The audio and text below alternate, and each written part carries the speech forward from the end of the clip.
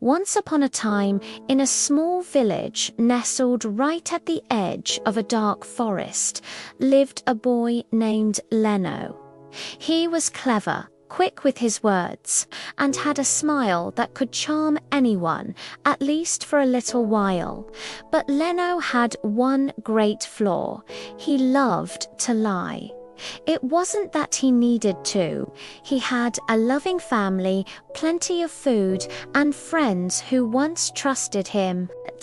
But Leno found lying amusing, a little game that made him feel powerful. If he saw two neighbors talking, he'd run up and whisper, "Did you know she said your cow looks sick?" If the blacksmith was fixing a cart, Leno might grin and say, "The mayor said you're too slow with your work." The villagers would argue, get angry, and soon discover the truth that Leno had twisted words, made up stories, and fooled them all for fun. At first, they forgave him. "Ah, he's just a boy," they'd say. But as time went on, the lies piled up like stones on a grave. People stopped believing anything he said. Even when he spoke the truth, which was rare, no one would listen. His words had become worthless. One cold autumn evening, the air around the forest turned strange and heavy. The wind carried a deep, mournful howl that made the dogs bark and the chickens stir restlessly in their coops. Leno, who had been out gathering firewood by the edge of the woods, froze. Between the trees, he saw yellow eyes, dozens of them glowing like coals in the darkness. A low growl rolled through the air, followed by the snapping of branches. It was a pack of wolves. Not one or two, but many. They were gathering, hungry and bold, closer than wolves had ever come before. Leno dropped his firewood and ran as fast as his legs could carry him back to the village. His heart pounded, his breath came in gasps, and he shouted at the top of his lungs, "Wolves! Wolves are coming! They're coming to the village!" He burst into the square where the village chief and several men were talking. "Chief, you have to listen. A pack of wolves, dozens of them right by the trees.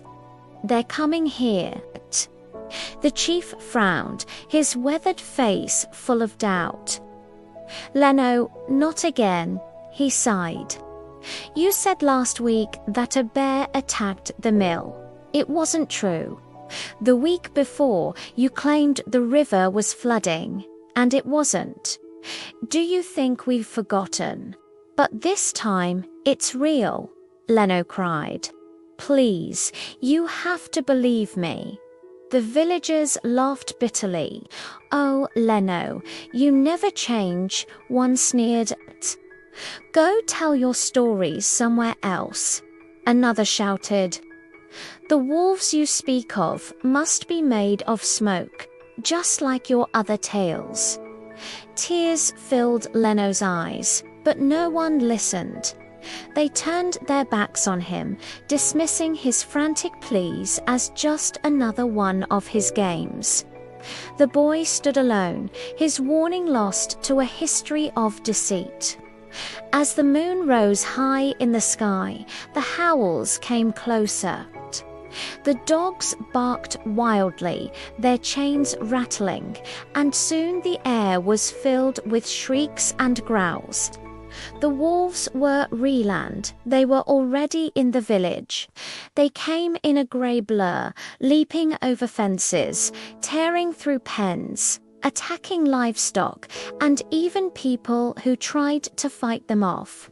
The cries of panic echoed through the night. Doors slammed, torches were lit, and chaos took over. The villagers, caught completely off guard, were defenseless against the coordinated attack. Leno watched in horror from his window as the wolves rampaged through the streets. He wanted to help, to shout another warning, but it was too late. The villagers had no time to prepare. Many brave men and women tried to defend their homes, and many lost their lives in the brutal struggle. When the sun finally rose, the once bustling village was silent. The wolves were gone, leaving behind ruins, broken fences, and a crushing sense of grief. In the days that followed, the villagers buried their dead and mourned their losses. When they saw Leno, they turned away.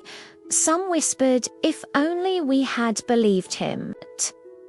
Others muttered, "If only he had been truthful before. We would have trusted him." Leno's heart was heavy with a guilt so profound it felt like a physical weight. He could not eat, he could not sleep, and every time he closed his eyes, he saw the faces of those who had died. He saw the doubt in the chief's eyes, the mocking laughter of the villagers, and he knew that their disbelief was a wall he himself had built, brick by brick, with every lie he had ever told. One evening, he stood at the edge of the forest again, staring into the dark where the wolves had come from. He whispered to the silent trees, "It's my fault, all of it, because of my lies." From that day on, Leno changed. He no longer spoke unless he knew what he said was true. When others gossiped, he stayed silent. When people asked him for news, he told them only what he had seen with his own eyes. At first, no one cared. His silence was just as meaningless as his words had once been, but over time they began to notice. The boy who once lied without reason now spoke with a quiet honesty and a deep, painful humility.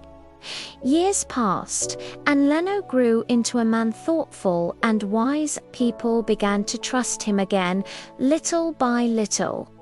His words, once empty, now carried the weight of experience and regret. But though the village eventually forgave him, he never forgave himself completely. He carried that terrible night in his heart forever.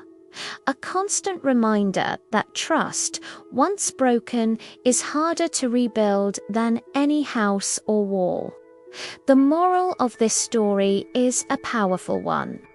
Truth is like glass, clear and strong when whole, but once shattered, it may never be the same again.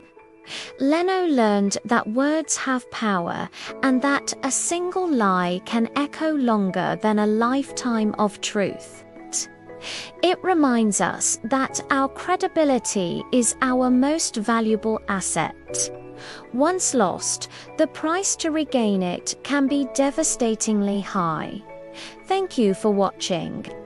If this story resonated with you, please like, share, and subscribe for more tales that make you think. See you in the next video.